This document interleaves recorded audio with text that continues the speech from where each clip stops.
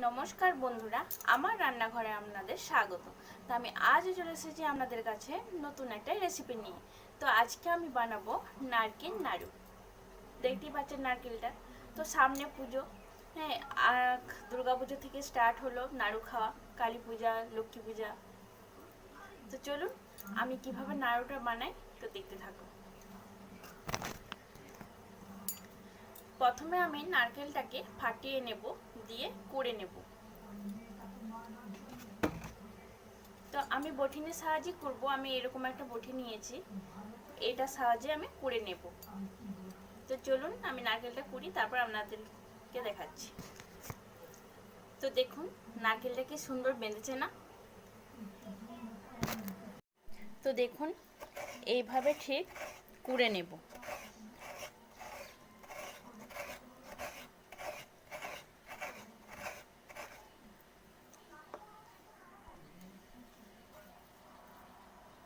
এইভাবে ঠিক দিতে হবে।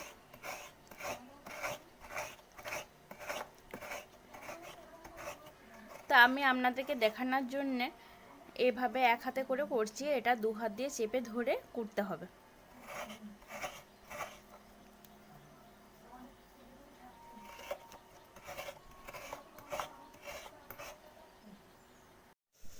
আমার কুড়া কমপ্লিট হয়ে গেছে। তো এগুলো আমি এই যে কড়াই চাপিয়ে দিয়েছি, একটু ভেজে নেব। তো এটাতে আমি অল্প ঘি দেব। তো দেখুন আমি ঘি দিয়ে দিয়েছি, এরপরে এগুলো আমি দিয়ে দিলাম।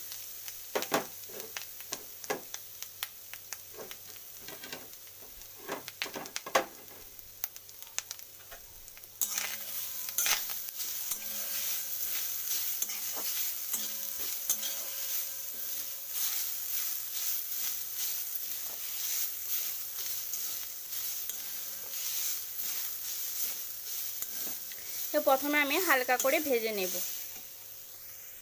তো দেখুন আমার লাল লাল করে হালকা করে ভাজা হয়ে গেছে, এটা আমি এরপর নামিয়ে নেব। তো দেখুন আমি তুলে নিয়েছি, আর এখানে আমি অল্প কিছু নিয়ে নিলাম ওখান থেকে। তো এখানে আমি দুধ দিয়ে দিলাম এক বাটির মতো। তো এক বাটি দিলে হবে না, আর একটু দিতে হবে। তো আমি আর একটু দুধ দিয়ে দিলাম। এই দুধটাকে আমি ফুটতে দেব। তো দেখুন দুধটা ফুটছে, একটু জালটা কমিয়ে দেব। তো এরপর আমি আমুল দুধ 1 প্যাকেট দিয়ে দিলাম।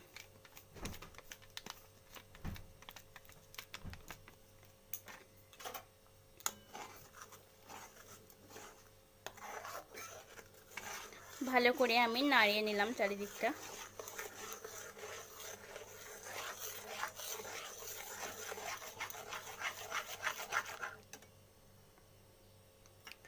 এরপর আমি 4টে এলাচ ফাটিয়ে রেখেছি, এটা দিয়ে দিলাম।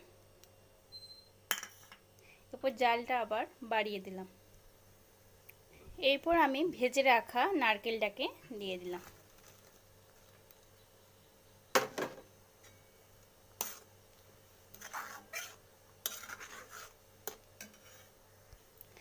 এরপর জালটা আমি বাড়িয়ে এটাকে নাড়তেই থাকবো।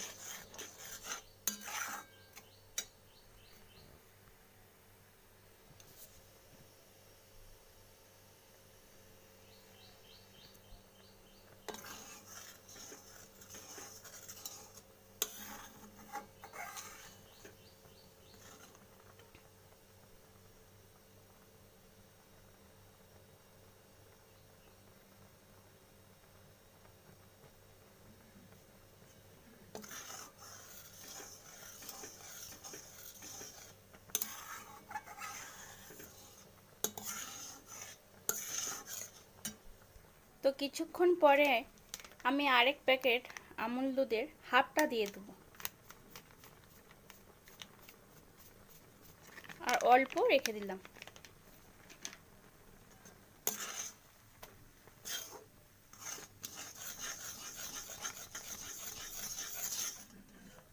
তো দেখুন এটা আমার অনেক শুকনো শুকনো হয়ে এসেছে। এরপরে আমি এটাতে চিনি অ্যাড করব। তো পরিমাণ মতো চিনি অ্যাড করে দিলাম।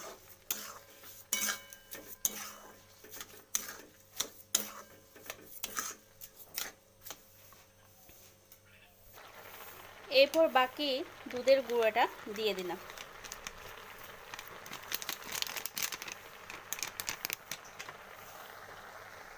তার সাথে আর অল্প ঘি অ্যাড করব।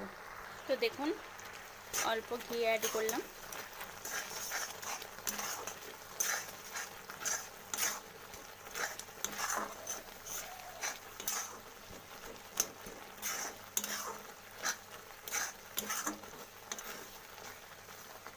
এটা আরেকটু মেরে দেব জলটা। চিনি দিয়ে দিতে একটু জল জল হয়ে গেছে, তো তাই জলে শুকনো শুকনো করে নেব। তো এটাকে আমি একটা পাত্রে ঢেলে দেব একটু। তো দেখুন আমি নামিয়ে নিয়েছি। এরপর আমি নাড়ুগুলোকে পাকিয়ে নেব। ঠান্ডাও হয়ে গেছে, হাত দেওয়ার মতো হালকা গরম আছে। তো প্রথমে আমি একটু ঘি নেব হাতে।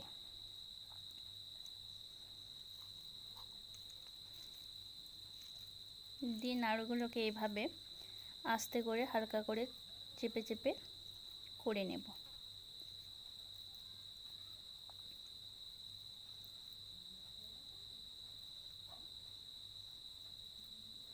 আগের থেকে এটা তুলে রেখেছিলাম, এতে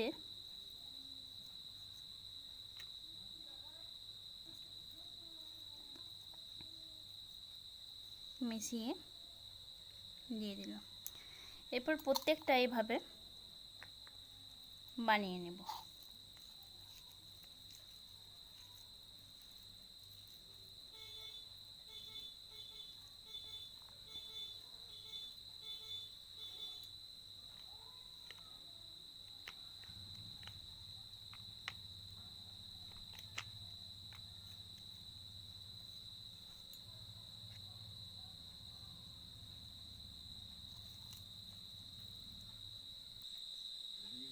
তো দেখুন আমার কমপ্লিট নাড়ু।